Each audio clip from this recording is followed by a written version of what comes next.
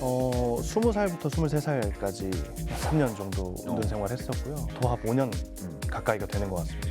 그 방이 이제 매체에서 보는 막 쓰레기장 방처럼 인간으로서의 좀 존엄성이 다 무너지는 그런 느낌이에요. 또 하는 모습을 많이 봤거든요. 세상에 대한 감정을 가장 함축하면 두려움인 것 같아요. 과도하게 조심스러운 게 오히려 문제인 것 같아요. 그게 말 꺼내는 게 쉽지가 않은데요. 변화를 기대하고 얘기하면 도와주는 사람도 상처받아요. 안녕하세요. 이 시대 리더들과 함께하는 시간 클래스온입니다. 가족을 비롯한 다른 사람들과 소통하지 않고 고립된 사람들을 일컬어서 은둔형 외톨이 또는 히키코모리라고 부르죠. 이렇게 은둔하는 우리 청년의 수가 약 52만 명 이상 추정된다고 합니다.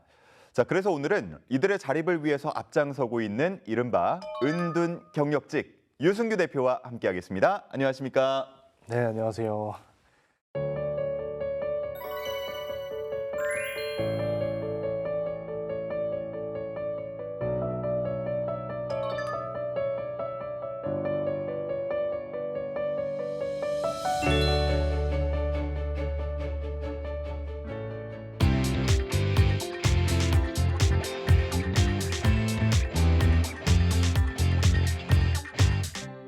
야, 제가 은둔 경력직이라고 앞에서 표현을 하긴 했는데 전혀 그렇게 안 보이시는데요? 그쵸, 이제 뭐 나왔으니까 그때보다는 좀 나은 것 같습니다. 그러면 어떤 은둔 경력이 있으신지 짧게 소개를 해주신다면요. 20살부터 23살까지 3년 정도 운동 생활했었고요. 그 뒤에 이제 군대를 다녀와서 예. 26살, 7살을 2년 또 하게 돼서 도합 5년 가까이가 되는 것 같습니다. 그때 내 스스로 내가 지금 은둔 생활을 하고 있다라고 느끼나요? 실제로 저희 회사가 유독 그 만성화된 분들이 많이 문의를 주시긴 하는데 평균 문의 주시는 은둔 연차가 5.8년이에요. 그걸 다른 뜻으로 말씀드리면 자각하는데 좀 오래 걸리는 경우들이 있는 것 같아요. 내 스스로 한번 해보면 되지. 맘먹으면 언제든 나갈 수 있어. 실제로 저도 한 3, 4년 차까지도 내일은 나가야지. 내일은 할 수 있어. 이렇게 좀 시간을 보냈던 것 같습니다. 예, 여러 가지 이유가 있을 것 같긴 한데 우리 대표님의 경우에는 은둔 생활을 시작하게 된 이유, 계기 이런 거를 좀 짚어볼 수 있을까요? 지금 와서야 좀 정리가 되는 것 같아요.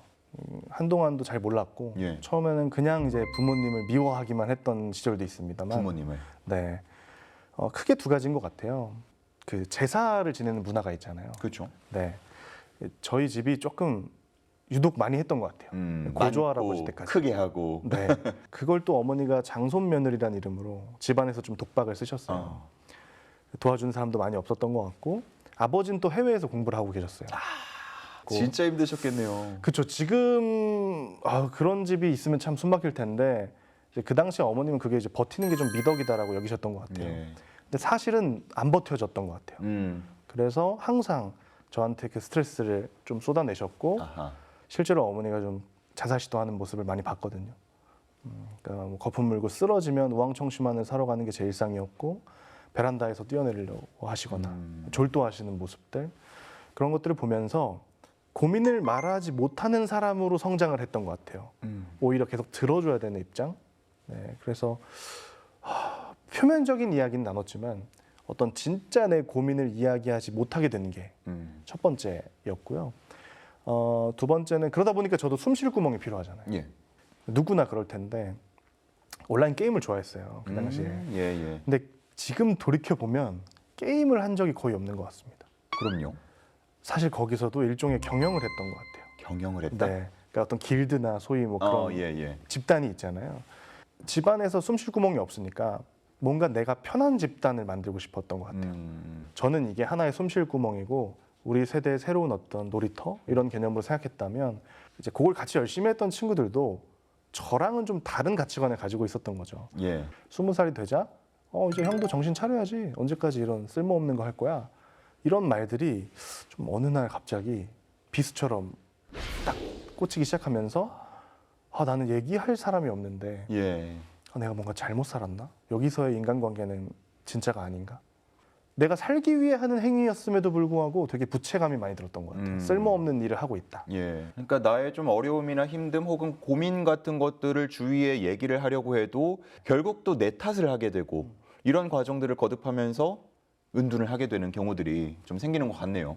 그렇죠. 은둔하고 있으신 분들이 공통점으로 보면은 일단 가족과의 사이가 좋지 않은 것 같습니다. 아, 그러니까 사회적 관계자분의 결핍이 아까 본질이라고 말씀을 드렸는데 학교에서 왕따를 당한다고 해서 모두가 은둔하지 않습니다. 아, 왕따를 당하고 나서 집에 와서 이야기를 했는데도 거기서도 들어주지 않으면 은둔을 하게 됩니다. 그러니까 가정이라는 공간이 사실은 어떤 계산적이지 않은 공간이어야 되는데 가정 안에서도 어떻게 보면 약간의 역할이 필요한 것 같아요. 근데 진짜 뭐 이렇게 대표님의 과거 모습을 못 봐서 모르겠지만 지금 모습만 보더라도 그리고 그 은둔형 외톨이들을 어쩌다가 보면 이 사람이 외톨이가 맞나 하는 생각이 들 정도로 표정이 밝은 경우도 있어요. 제가 현업에서 하면서 느낀 게요. 연기를 잘하는 사람들인 것 같아요. 연기를 잘한다. 네. 결국에 정의 자체도 예. 사회적 관계자분의 결핍이 더 핵심이거든요. 아, 네. 예를 들어서 우리가 히키코모리 이미지를 생각하면 완전히 안 나올 것 같잖아요. 예. 일본에서도 이 지원의 역사가 30년이 넘는데 완전히 집 안에 틀어박혀 있는 사람은 전체의 2, 3%예요. 극히 소수네요. 네. 한국도 복지부 실태조사 2023년에 했을 때 6% 정도, 6.5% 정도거든요. 대부분은 편의점 정도를 외출하거나 아, 아니면 본인의 취미만을 위해 외출하거나 필수적인 가족 모임에 눈치 보고 참석하거나 예. 그런 거거든요. 아예 안 나가는 건 아니네요. 그렇죠. 근데 그 와중에 괜찮은 척 연기하고 계속 살아가고 있는 거죠. 예. 히키코모리라는 말이 좀 더 익숙하듯이 일본에서 실제로 이런 은둔형 외톨이, 은둔하는 경우들이 많잖아요. 우리도 이제 많아지고 있는 것 네. 같고요. 뭐 공통점 같은 게 있을까요? 일본도 이제 버블 같은 어떤 경제 위기 이후에 좀 가정이 붕괴되는 이슈가 있었고 한국도 사실 IMF로 올라가는 경우가 많아요. 그러니까 그런 시절들의 공통점이 누군가를 좀 쉽게 믿지 못하게 된다. 아하. 그러니까 이제 부모도 그렇게 가르치게 되는 거죠. 사람들 함부로 믿지 말고 너 약점 함부로 보여주지 마. 아, 예. 그런 교육들이 이제 체화가 돼 있고 근데 그게 이제 너무 과도하다 보니까 타인의 시선을 너무 신경 쓰게 되는 게 공통점인 것 같아요. 예. 대표적인 용어 중에 쿠우키오 요무라고 해서 이제 공기를 읽는다. 그게 뭐예요? 눈치를 본다의 조금 더 심화 버전이라고 생각하면 될 것 같아요. 어. 공기를 읽는다. 아, 내가 지금 MC를 잘 보고 있나 이런 공기를 읽는 그런 거 있잖아요. 예. 좀 눈치를 더 과하게 본다. 이탈리아도 좀 비슷하다고 해요. 이탈리아가요? 문화가. 네. 이탈리아도 히키코모리가 있거든요. 예. 거기도 이제 벨라피구라라고 하는 용어는 아름다운 모습이란 뜻인데요. 뭐 예를 들어서 이탈리아 사람이라면 그래도 시장에 갈 때 좀 괜찮게 하고 가야지. 예. 그러니까 다른 사람의 시선을 조금 지나치게 보는 나라들, 그런 나라들에서 역사적 배경과 좀 더불어서 히키코모리가 좀 많이 발생하는 것 같습니다. 사실 우리가 사는 환경을 생각해 보면 이런 현상이 조금 더 심화가 되는 게 아닌가 하는 그런 생각도 드는데 은둔형 외톨이가 지금 저희가 얘기하는 건 계속 좀 청년 위주로 얘기를 하게 되는 것 같지만 실제로 이 연령대도 더 범위가 넓어지고 있다고요. 그렇죠. 근데 우리가 생각하기에 이제 좀 중장년층의 은둔을 한다라고 하면 그냥 쉬고 싶어서 쉬는 거 아니야? 이렇게 생각을 할 수도 있을 것 같은데 그렇지 않은가 봐요. 저도 처음에는 뭐 진짜 크리티컬한 사건, 그러니까 왕따를 당했거나 뭔가 어렸을 때 어려움이 있어야 생기는 줄로만 알았어요. 근데 지금 생각해 보면 인생의 전환기에서 미끄러졌을 때 누구나 생애 주기적으로 겪을 확률이 있다. 예를 들어서요. 해외 유학에서 실패하신 분들도 네. 그리고 이혼 이후에도 연락이 오십니다. 이혼이요? 네. 아. 그런 식으로 이제 전환기마다 한번 미끄러졌을 때 마침 그때 내 사회적 관계자분이 많이 적으면 적을수록 은둔을 하게 될 확률이 높은 것 같습니다. 예, 그렇군요. 우리 대표님께서도 은둔 생활을 하는 동안 주위에서 이런저런 얘기들을 좀 많이 들었을 것 같은데 뭔가 내 인생이 좀 잘못되고 있구나라고 느낀 지점도 있었나요? 저는 완전 칩거 형태로 이제 들어섰거든요. 한 3년 차 넘어가면서부터.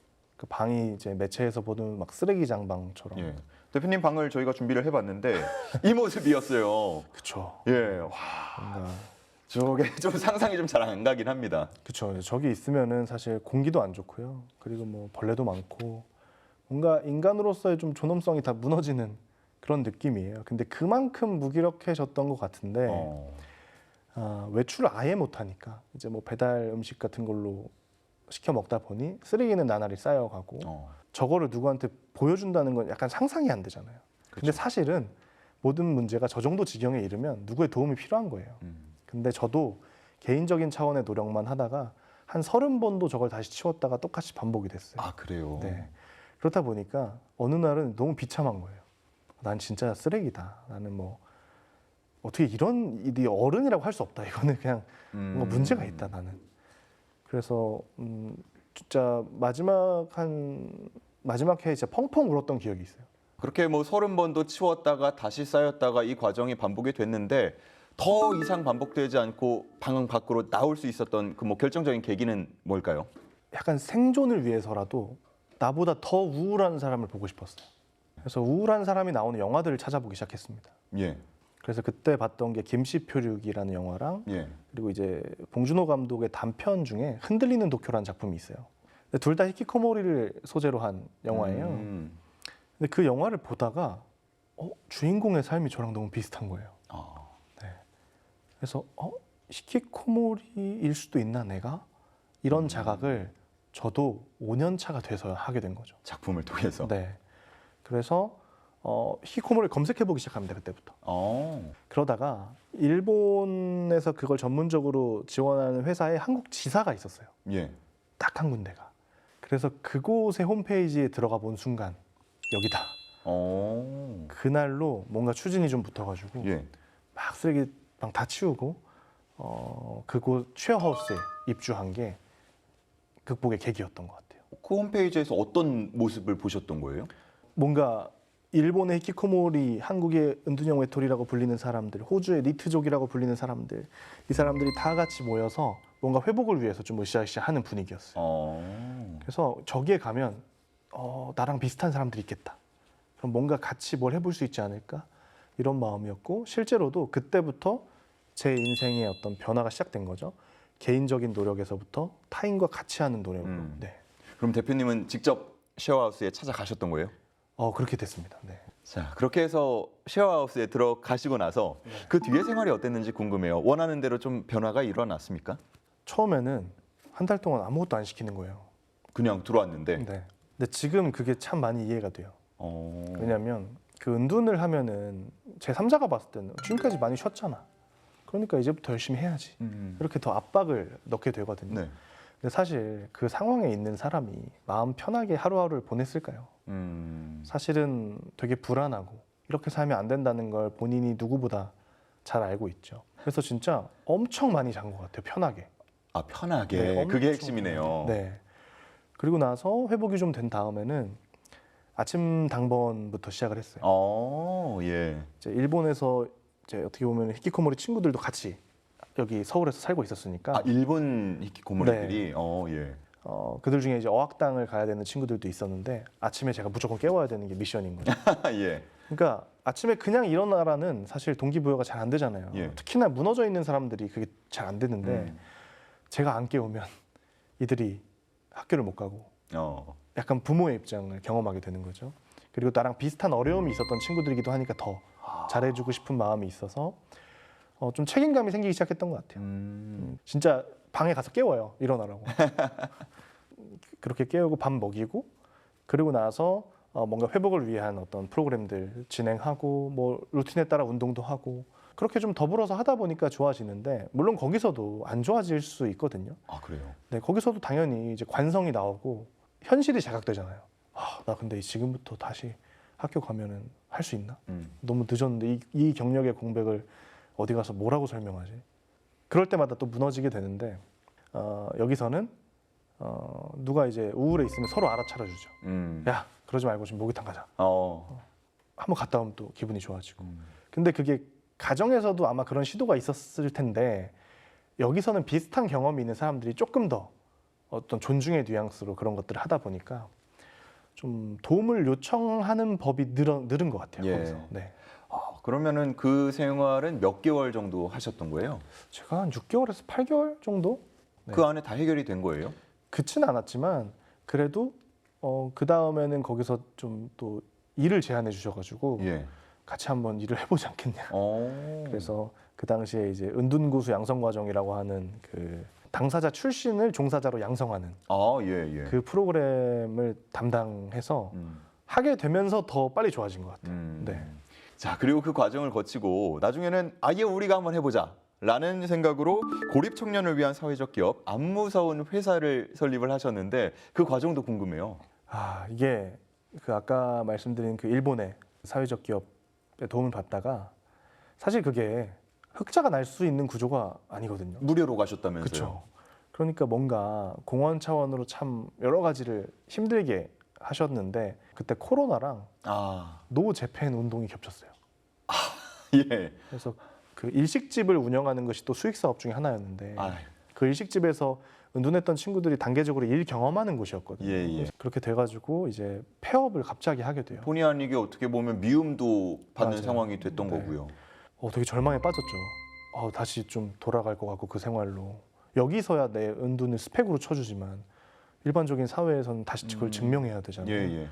내 자리가 없어진 느낌이 들었는데 저한테는 그래도 이제 관계자분이 많이 생겼다는 걸 깨달았어요.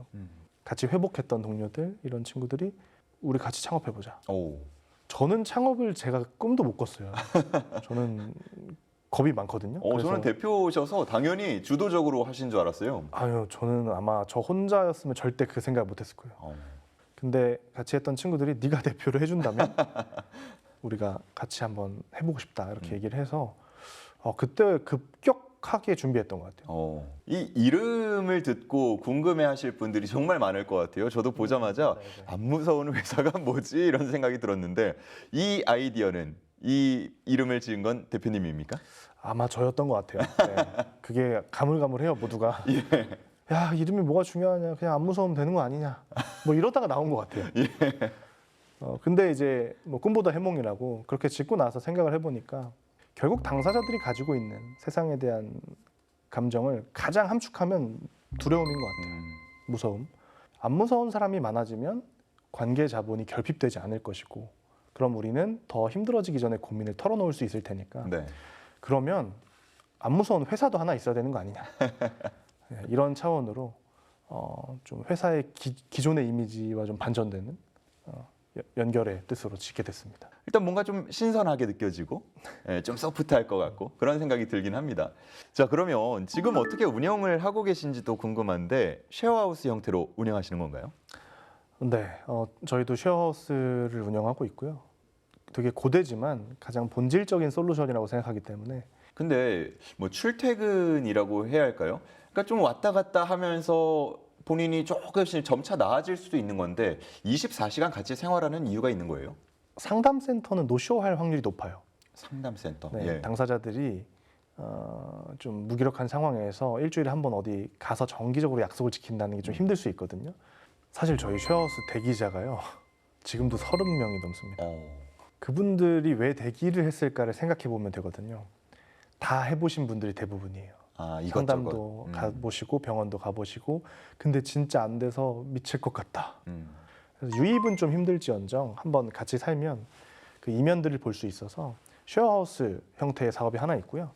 그리고 은둔고수 양성과정이라고 하는 당사자 출신들을 저처럼 종사자로 양성하는 사업이 있어요.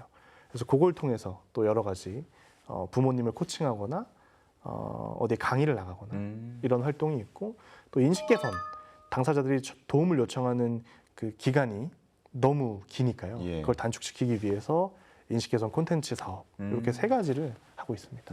자, 이렇게 쉐어하우스는 잘 운영이 되고 있고 대기자도 많다고 하셨잖아요. 자, 그러면 이걸 거꾸로 말해보면 거기서 도움을 받지 못하는 사람들도 지금 굉장히 많다라고 볼 수가 있고, 가정에서, 학교에서, 직장에서 어떻게 보면 도움이 더 필요한 경우들도 있겠는데 어떻게 대하고 도와주는 게 올바른 방법일지 조언도 필요할 것 같습니다. 물어봐 주는 게 제일 좋은 것 같아요. 우리가 어떤 내가 잘 모르는 이슈가 있을 때 과도하게 조심스러운 게 오히려 문제인 것 같아요. 그러니까 너무 주변에 내가 괜히 상처를 주지 않을까 걱정해서 아무것도 안 하는 것보다는 차라리 최선을 다해보고 잘못했을 때 사과하는 것이 훨씬 더 중요하다고 생각해서 그렇게 먼저 좀 선을 내밀어 주는 것들이 굉장히 필요할 것 같아요. 말씀을 들으면서도 근데 갈등이 좀 돼요. 내가 얘기하면 더 오히려 숨진 않을지. 그게 말 꺼내는 게 쉽지가 않은데요. 그렇게 우려하는 만큼의 문제는 벌어지지 않을 것이고 설령 벌어진다 하더라도 도움이 됐을 거라고 생각합니다. 실제로 저도요. 최선을 다해서 제가 얘기해도 거절하시는 분이 있어요. 예. 근데 그런 분들이 3년 뒤에 연락 올 때가 있습니다. 3년 지금도 도와주실 수 있나요? 이렇게. 그런 게 굉장히 많아요. 네. 그러니까 씨를 뿌린다고 생각하시고 너무 지금 당장 변화를 기대하고 얘기하면 도와주는 사람도 상처받아요. 내가 뭐 더 잘했어야 됐나? 내가 괜히 얘기했나? 근데 물론 받아들이기 어려웠을 수 있지만 그래도 내가 저 사람한테 정보를 준 거야. 자극이 있어야 변화가 있으니까요. 너무 두려워하지 않고 좀 도움을 요청해 봤으면 좋겠고 정 어렵다면 전문가랑 같이 하시면 좋을 것 같습니다. 네. 우리가 뭐 지인이나 주변 사람들에 대해서는 말씀해 주신 대로 하면 좋을 것 같은데 집 안에서 그런 케이스가 있을 경우에 어떻게 해야 되나가 가장 큰 고민일 것 같거든요. 네. 부모님들 상담도 많이 한다고 했으니까요. 보통 어떤 조언을 해주세요? 일단 현상이 벌어졌다면 오래 걸린다라고 이야기를 합니다. 그리고 가정 안에서 이미 몇 년이 됐다면요. 자체 해결 기능을 상실했다라고 가정 내에서 우선 판단하는 게 좋을 것 같아요.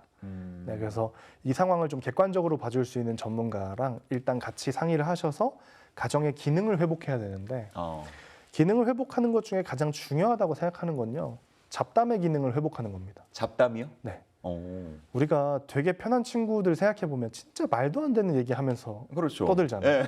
뭐 의미도 없잖아요. 그게 잡담이죠. 근데 어느 순간 이 가정 안에서는요. 이 자녀의 상황을 문제라고 규정하고 있기 때문에 진지한 얘기만 하게 됩니다. 그렇죠. 네. 각 잡고 얘기해야 되는 문제들, 네. 대화들. 근데 그렇게 해버리면요. 대화 이꼬르 스트레스인 사람들에게 더 큰 장벽을 만들어주게 돼요. 그래서 참아야 됩니다.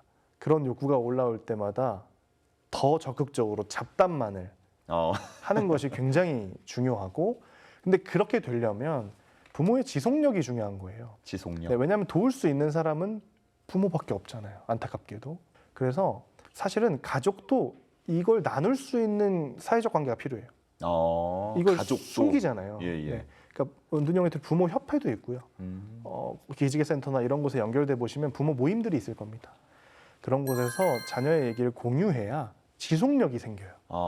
부모도 혼자 하면 안 됩니다. 혼자 하다가는 어느 순간 또 같은 실수를 반복할 겁니다. 자, 우리 안 무서운 회사가 안 망하기 위해서는 지원도 좀 더 많아졌으면 하는 바람이 있어요. 저도 얘기를 들으면서 그런 생각이 들었는데 지금 여러 가지 인식 개선도 되고 지원도 늘고 있다고 하지만 부족한 점이 많을 것 같거든요. 바라시는 점이 있다면요. 당사자의 상황이 다 다르잖아요. 그러니까 이게 어떤 공공에서 하나의 센터를 설립한다고 해결될 수 있는 문제는 아닌 것 같습니다. 보통 이런 정책들이 처음 시작이 되면 민간에서 아니면 그 이전에는 종교에서 먼저 해왔다가 공공이 먹어버려요. 그러면 이제 민간 단체들은 사라지고 노하우가 함께 사라지거든요.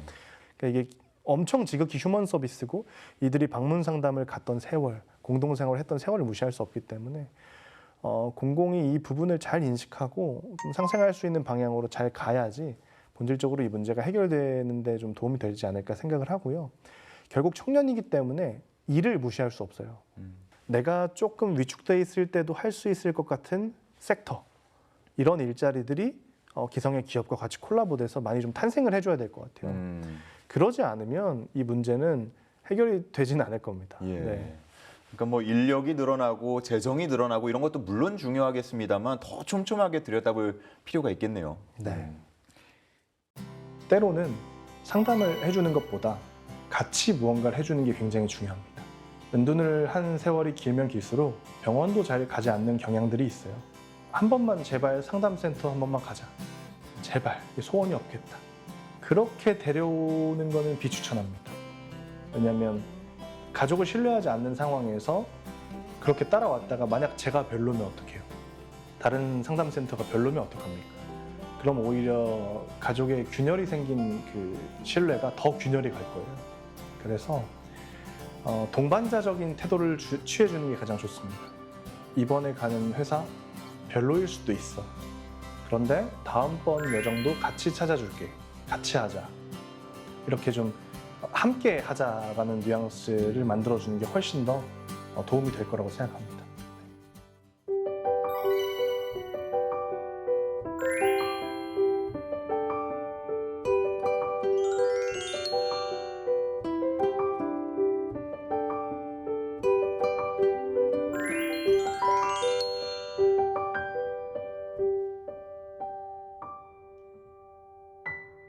자, 오늘 이렇게 힘들고 어두웠던 은둔 생활을 깨고 나와서 또 다른 이들의 멘토가 되어주고 있는 유승기 대표와 함께했는데요.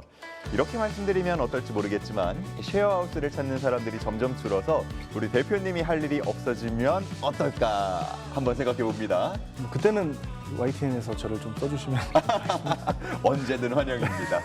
자, 이렇게 힘들어하는 많은 분이 대표님처럼 사회의 일원으로 우뚝 설 수 있기를 진심으로 응원하겠습니다.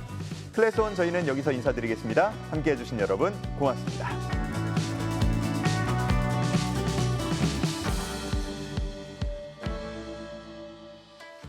실제로 우리 대표님을 사람들이 전혀 무서워하지 않나요?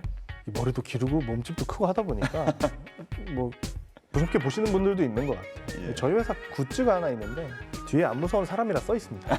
아, 이 대놓고. 그러면은 식당에서 그거 입고 밥 먹다가 보면 누가 얼굴을 쓱 보러 오세요. 어우 안 무섭네 이러면서 이제 지나가시는 분들도 있거든요. 예. 그래서 뭔가 여러 가지 노력을 많이 하고 있습니다.